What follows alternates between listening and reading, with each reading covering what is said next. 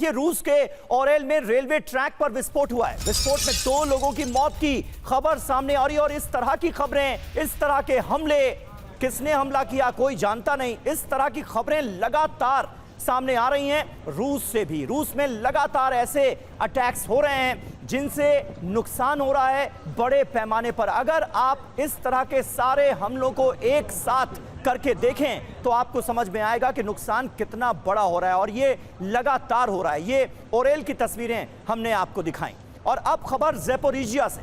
Zaporizhzhia में Ukraine का विनाशक हमला हुआ है। यूक्रेनी एयर स्ट्राइक में रूस का एक सैन्य बेस तबाह हो गया है। ये देखिए तस्वीरें।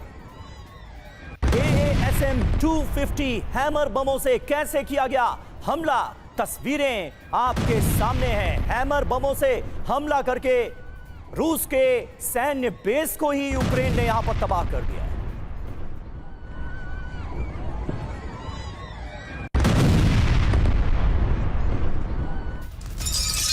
और वहीं रूस से टेंशन के बीच जर्मनी से पर्दाफाश। यूरोप की सबसे बड़ी सेना बनाएगा जर्मनी। 90,000 सक्रिय सैनिकों की भर्ती की प्लानिंग है। पॉलिटिको की खबर में यह बहुत बड़ा दावा किया गया है।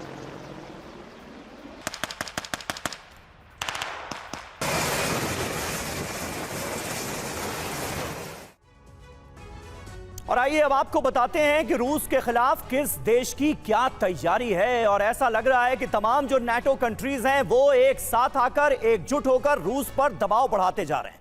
महायुद्ध का काउंटडाउन शुरू हो चुका है। जर्मनी की बात की जाए तो सेना का विस्तार लगातार जर्मनी कर रहा है। सेना में अभी 62,000 सक्रिय जवान हैं। 90,000 सक्रिय जवानों की भर्ती करने की प्लानिंग है। वजह रूस के साथ तनाव की वजह से ही यह फैसला लिया गया है, इसमें कहीं कोई शक और शुबा नहीं।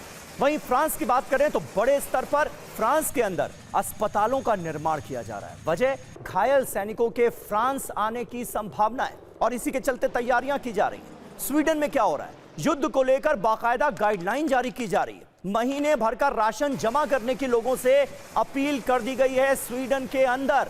अब इस तैयारी की वजह क्या है? किसी भी नाटो देश का रूस से युद्ध हुआ तो आर्टिकल 5 के तहत सभी को जंग में शामिल होना होगा। यह अपने आप में बहुत इंपॉर्टेंट पॉइंट है। मेजर जनरल संजय सॉय हमारे साथ मौजूद हैं। एक सवाल संजय सॉय जी, एक सवाल मैं आपसे जानना चाहूंगा। आर्टिकल 4 इन्वोक किया पोलैंड ने, आर्टिकल 5 क्या लागू हो सकता है? क्योंकि आर्टिकल 5 लागू होने का मतलब होगा एक देश पर हमला सब पर हमला माना जाएगा और फिर सारे देश मिलकर रूस पर कर देंगे आक्रमण। क्या यह मुमकिन नजर आ रहा है? बहुत संक्षेप। बिल्कुल ऐसा कि आर्टिकल 5 तभी होगा जब किसी देश पर फिजिकल अटैक किया जाएगा। आर्टिकल 4 का मतलब उन्होंने एक्सपेंशन किया, इंटेलिजेंस शेयरिंग, जरूरत पड़े और ट्रुप डिप्लॉयमेंट किया। लेकिन आर्टिकल 5 तब तक एप्लीकेबल नहीं होगा जब तक हमला नहीं हो। इस समय में जो खतरा जो बता रहे हैं वो लोग, क्योंकि इस समय में रशिया और बेलारूस की जो बहुत बड़ी एक्सरसाइज चल रही है ज़ेपेड 2025, जो कि जिसके कारण पोलैंड की सीमा पर बहुत बड़ी संख्या में ट्रूप्स डिप्लॉयड हैं, एक्सरसाइज चल रही है। रशिया के एरोप्लेन्स और न्यूक्लियर कमांड सब कुछ एक्टिव किया हुआ है, जिसकी वजह से यूरोप में हड़कंप मचा हुआ है। यूरोप ने भी जो इसके खिलाफ जो एक्सरसाइज चल रही है वो चल रही है कि पोलैंड लिथुनिया के में मोबिलाइजेशन करने के लिए एक तो एक्सरसाइज ग्रैंड ईगल 2025 चल रही है, जिसके अंदर पोलैंड, लिथुनिया ये देश हिस्सा ले रहे हैं, जहां पर फोर्सेस का डिप्लॉयमेंट है। पोलैंड में भी जैसे आप बता रहे थे 40,000 ट्रूप्स उन्होंने डिप्लॉय किए हुए हैं, पूरी टैंक्स डिप्लॉय किया हुआ है। स्वीडन ने जैसे आप बता रहे राशन इकट्ठा करने का किया, यानी कि क्योंकि एक्सरसाइज होता है समीर, तो ट्रूप्स इकट्ठे हैं, कभी भी वो एक्सरसाइज के बहाने अटैक पर जा सकते हैं क्योंकि वो डिप्लॉयड हैं, सब कुछ उनके पास है और इकट्ठा करने में। बिल्कुल सही आपने कहा। और इतने तनाव के बीच जब इस तरह की एक्सरसाइज होती है तो इसे सिर्फ वॉर प्रैक्टिस नहीं माना जा सकता, इसे एक तरह की किलेबंदी माना जाता है। और यही क्या इस वक्त हम होता हुआ देख रहे हैं। एक और नाटो देश में रूसी ड्रोन इस बीच घुस गए और यह देश कौन सा है? रोमानिया। रोमानिया में रूस के ड्रोन की घुसपैठ हो गई है। 10 किलोमीटर अंदर तक पहुंचे रूस के ड्रोन।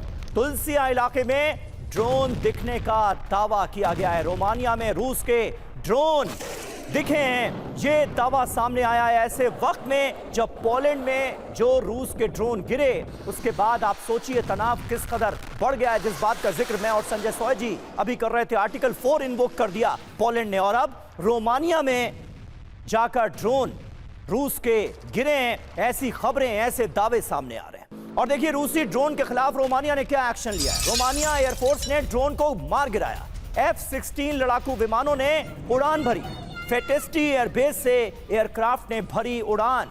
रोमानिया एयरफोर्स ने ड्रोन को मार गिराया। रूसी ड्रोन रोमानिया के आसमान में F-16 लड़ाकू विमानों ने उड़ान भरी और इस ड्रोन को मार गिराया गया।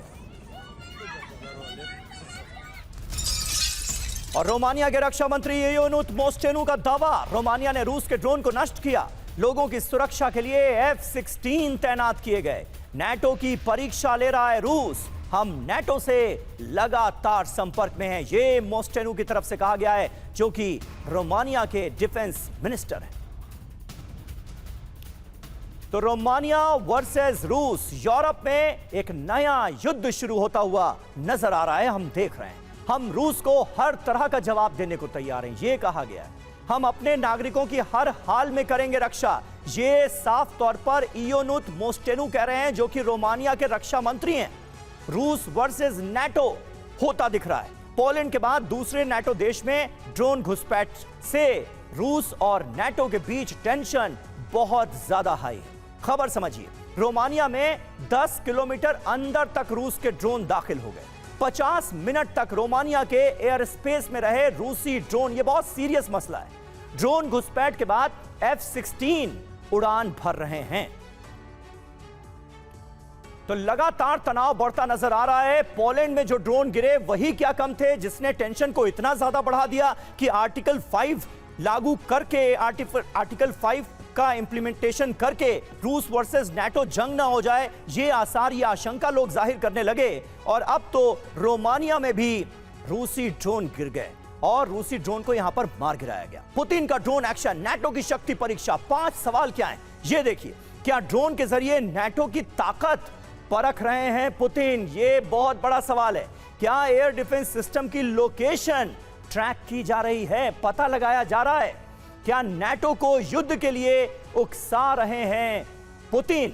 क्रेमलिन की इसके पीछे आखिर क्या मंशा है? क्या नाटो के साथ बड़े युद्ध की तैयारी कर रहा है रूस? क्या महायुद्ध की रेकी कर रही है रूस की सेना? ये वो तमाम अहम सवाल हैं जो कि हर किसी के जहन में हैं। सचदेव सर, इससे पहले भी तो पोलैंड में मिसाइल गिरी थी रूस की, लेकिन तब उसे इतना बड़ा मुद्दा नहीं बनाया गया। लेकिन अब जिस तरह से पोलैंड का रिएक्शन सामने आ रहा है, रोमानिया का रिएक्शन सामने आ रहा है, कहीं ना कहीं बारूदी चिंगारी को सुलगाने की कोशिश की जा रही है क्या? और ये चिंगारी नाटो वर्सेस रशिया की आग में तब्दील तो नहीं हो जाएगी? सवाल उचित है, लेकिन इसमें एक और पेच में दाखिल करना चाहूँगा। जो आपने 5 कारण बताए हैं या इशारा किया है, उसमें छठा कारण भी जोड़ दीजिए। इस समय यूक्रेन को ड्रोन के विरुद्ध हथियारों की ज़रूरत है, लेकिन ये हथियार यूरोपियन यूनियन से आने हैं। अगर यूरोपियन यूनियन को खुद ही ड्रोन का हमला होता है और बार बार होता है, तो यूरोपियन देश अपनी रक्षा के लिए एंटी ड्रोन सिस्टम लगाएंगे, यूक्रेन को नहीं दे पाएंगे। तो इससे यूक्रेन को जो ड्रोन के लिए सुरक्षा बढ़ाने के बार बार ज़ेलेंस्की अपील कर रहे हैं, उसका उत्तर पूरी तरह से नहीं मिल पाएगा। और मुझे ये भी लगता है कि एक कारण ये भी है। दूसरा कारण ये है कि जो बॉर्डर है वो पोलैंड के और बेलारूस के बीच में है, पोलैंड और रूस के बीच में नहीं है। रूस का बॉर्डर सिवाय कैलिनिनग्राड के किसी भी उत्तरी अटलांटिक के देशों से नहीं मिलता है। और ये बेलारूस का बहाना लेके, उसकी शील्ड लेकर के ये सब काम किया जा रहा है। डिनाएबिलिटी रहेगी इसमें कि बेलारूस ने ऐसे ड्रोन फेंके होंगे, हमने तो नहीं फेंके, वगैरह वगैरह। जी। तो और साथ ही मेरे ख्याल से ये एक तरह से, जैसा आपके 5 इशारों में आपने कहा, ये उनकी एयर डिफेंस को चेक करने की कोशिश है।